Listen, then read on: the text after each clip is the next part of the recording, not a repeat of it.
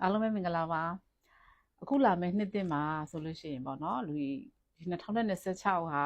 ခုနှစ်သားသမီးတွေအားလုံးအတွက်ပေါ့နော်သတင်းကောင်းတွေလည်းအများကြီးရှိပါတယ်နောက်ကောင်းတဲ့အရာတွေလည်းအများကြီးပြောင်းလဲခြင်းတွေလည်းရှိနေတယ်ပေါ့နော်ဆိုတဲ့အခါကျရင်တူတယောက်ချင်းစီမှာကံကောင်းခြင်းတွေကိုယ်စီရှိကြတယ်အဲ့တော့ကံကောင်းခြင်းတွေကိုယ်စီရှိကြတယ်ဆိုတဲ့ဟာကိုအကောင့်ထဲပေါ်လာဖို့ဆိုလို့ရှိရင်တော့ကိုကဘယ်အရာတွေကိုပြုပြင်ထိန်းသိမ်းရမလဲဆိုတဲ့ပုံမှာမူတည်တယ်အဲ့တော့ကံကောင်းခြင်းတွေကတော့ရှိနေပြီเนาะရောက်နေပြီ2026ကဆိုလို့ရှိရင်နှစ်သားသမီးတွေအားလုံးအတွက်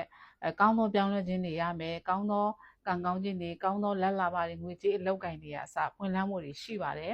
အဲ့တော့အကောင်းနဲ့အဆိုးဆိုတာတော့ဒွန်တွဲနေတာတော့ရှိတတ်တယ်ဒါပေမဲ့ကောင်းတဲ့ကံတရားတွေများများကိုယ့်ဘဝတို့ရောက်လာဖို့ဆိုရင်ဘာတွေကိုတစ်ချက်တော့ပြုပြင်ပြောင်းလဲပေးရမလဲဆိုတာအရေးကြီးတယ်ပေါ့နော်အဲ့တော့ပြုပြင်ပြောင်းလဲရမယ်ဆိုတဲ့အခါမှာအဓိကလူတူးတယောက်ချင်းစီမှာရှိနေတဲ့ကာယကံဝစီကံမနောကံနဲ့ပတ်သက်တဲ့အရာလေးတွေကိုပြုပြင်ထိန်းသိမ်းသင့်တယ်လို့တစ်ချက်ကတော့ပြင်ပါတယ်။ဘာလို့ဆိုတော့လူတိုင်းကနေ့တိုင်းကိုယ့်ရဲ့အတွေးတွေပေါ့နော်ကိုယ့်ရဲ့ပြောနေတဲ့စကားလုံးတွေကိုလုပ်နေတဲ့အမှုအရာအမှုအကျင့်တွေကဆိုလို့ရှိရင်လည်းတိတ်ကိုအရေးကြီးတယ်ဆိုတော့အဓိကကတော့ကာယကံဝစီကံမနောကံဆိုတဲ့ဒီကံတွေအားလုံးကိုပြုလုပ်နေကြတယ်ဆိုတဲ့အထဲမှာကိုယ့်ရဲ့အဓိကပေါ့နော်မနောကံကိုလည်းအရင်ထိန်းသိမ်းတယ်မနောကံကနေပြီးတော့မှတစ်ဆင့်ပြန့်ပွားသွားကြတာများတယ်ဒီမနောကအတွေးထဲမှာအရင်ဦးဆုံးလူတွေကတစ်ခုခုလေးကြံစီတော့မယ်ဆိုလို့ရှိရင်အတွေးထဲမှာပဲအရင်ဦးဆုံးစပြီးအတွေးကြံစာဖြစ်ပေါ်လာခဲ့တာမဟုတ်လို့ကိုယ့်ရဲ့ဒီမနောကံအတွေးကိုအရင်ထိမ့်သိမ့်တဲ့နေပေါ့နော်အဲ့တော့ကိုတွေးလိုက်တဲ့အတွေးကကောင်းတဲ့အတွေးလားမကောင်းတဲ့အတွေးလားကောင်းတဲ့အကြံစီလားမကောင်းတဲ့အကြံစီလားဆိုကိုယ်တိုင်ပဲသိတယ်ပေါ့နော်အလူတူတယောက်အပေါ်မှာမကောင်းကြံနေတာမနာလိုဖြစ်တာစိတ်ထဲကနေမုန်းတီးတာဒီလိုစိတ်တွေကိုပဲတစ်ချိန်လုံးထွက်နေမယ်တခြားသူအာယုံစိုက်နေမယ်ဆိုလို့ရှိရင်တော့ဒီမနောကံနဲ့ပတ်သက်တဲ့ဒီကံတရားက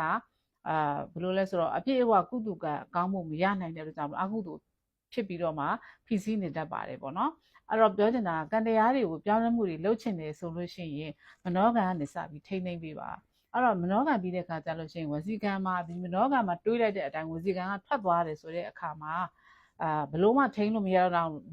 ့ထိန်းဖို့အတွက်အချိန်မရှိတော့ဘဲနဲ့နှုတ်ကနေပြီးတော့လှုပ်ခနဲ့ဆိုပြောလိုက်ကြတယ်လည်းရှိတယ်ထွက်သွားတာတွေလည်းရှိတယ်ပေါ့နော်ဆိုတဲ့အခါကျတော့အရင်ဦးဆုံးကိုယ်တိုင်မှာကကိုယ်တိုင်သဘောကျမယ်ဆိုတဲ့အ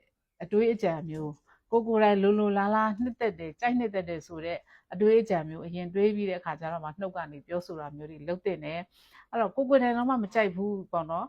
တခြားသူကကြိုက်မလားဆိုပြီးတော့မှတွေးတင်ပါတယ်ပေါ့နော်အဲ့တော့ကိုယ့်ကိုလာပြီးလူတယောက်ကဘယ်လိုခေါ် negative ဆန်တဲ့စကားလုံးတွေလာပြောနေမယ်မနာလိုတဲ့စကားလုံးတွေလာပြောနေမယ်တိုက်ခတ်တဲ့စကားလုံးတွေလာပြောနေမယ်ဆိုကိုကကြိုက်မလားမကြိုက်နိုင်ဘူးဒါကြောင့်မို့လို့ကိုကမကြိုက်တဲ့အတွက်တခြားသူကိုလည်းဒီပုံစံနဲ့ပေးလို့မရဘူးပေါ့ဒီပေါ့နော်အဲ့တော့ထိန်းလိုက်မယ်ဆိုရင်ဒီလိုမျိုးထိန်းသိမ်းမှုတွေဟာတဖြည်းဖြည်းနဲ့ကိုထိန်းသိမ်းပြီးသားဖြစ်နေတာပေါ့နော်ကိုထိန်းသိမ်းပြီးသားဖြစ်နေတာမဟုတ်လို့လူတိုင်းဟာဒီလိုမျိုးတွေကံတွေကိုထိန်းလိုက်ကြမယ်ဆိုလို့ရှိရင်ဒီကာယကံမြောက်ဆိုတဲ့အပြုအမူတွေဘာမှဖြစ်လာမှာမဟုတ်ကာယကံမြောက်မှာသွားပြီးတော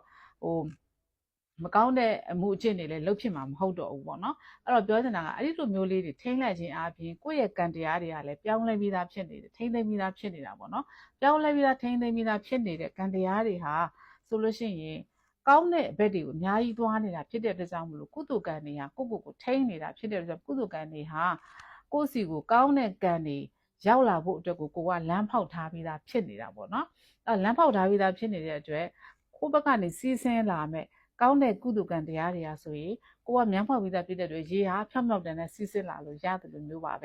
ကိုမှာတမန်တုတ်ထားတဲ့ကံတွေလုံနေမယ်ဆိုလို့ရှိရင်တော့ကောင်းကံတွေဘလောက်ပဲလာကိုစီကိုချောချောမောမောနဲ့စီးဆင်းလာမှာမဟုတ်ဘူးပေါ့နော်အဲ့တော့ကျွန်တော်ပြောချင်တာကကိုမှာက2026ရဲ့ကံတရားတွေဒီကောင်းတဲ့ကံတွေအများကြီးရှိတဲ့အတွက်ဒီ energy ကိုစီကိုဆက်ဆက်မြဲမြဲကောင်းကောင်းမွန်မွန်လိုချင်တယ်ဆိုလို့ရှိရင်ကိုဘယ်အရာတွေကိုထိန်းရမလဲဆိုတော့ခုဒီချက်ပြောပြလိုက်တဲ့အတိုင်းပဲကာယကံစီကံမနောကံတွေကိုထိန်းပြီးတော့မှကောင်းတဲ့ဘက်တွေကိုများများသွားပါကောင်းတဲ့အလုပ်တွေကိုများများလုပ်ပါကောင်းတဲ့အတွေးတွေကိုများများတွေးပါလို့ပြောချင်ပါတယ်ဒါမှသာလေကိုယ့်ရဲ့ကံရိပ်တွေဟာပြောင်းလဲလာတာဖြစ်တယ်ကုသိုလ်ကံတွေဟာလည်းမြင့်တက်လာတာဖြစ်တယ်ပေါ့နော်အဲ့တော့အဓိကပြောချင်တာကကိုယ့်ရဲ့အတွေးထဲမှာတခြားသောမကောင်းတဲ့အတွေးကြံဝင်လာခဲ့တယ်ဆိုရင်မတွေးပြစ်အောင်ကိုအများနဲ့ထိန်းပြရမယ်ဆိုတခုခုလေး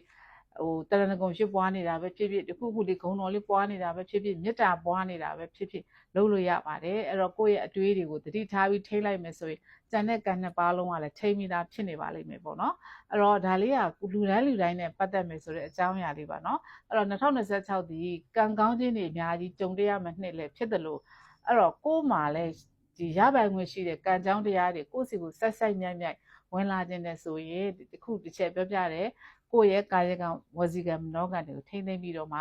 ပြုပြင်ပြောင်းလဲကြပါလို့အကြံပေးချင်ပါတယ်ရှင်ကျေးဇူးများတင်ပါတယ်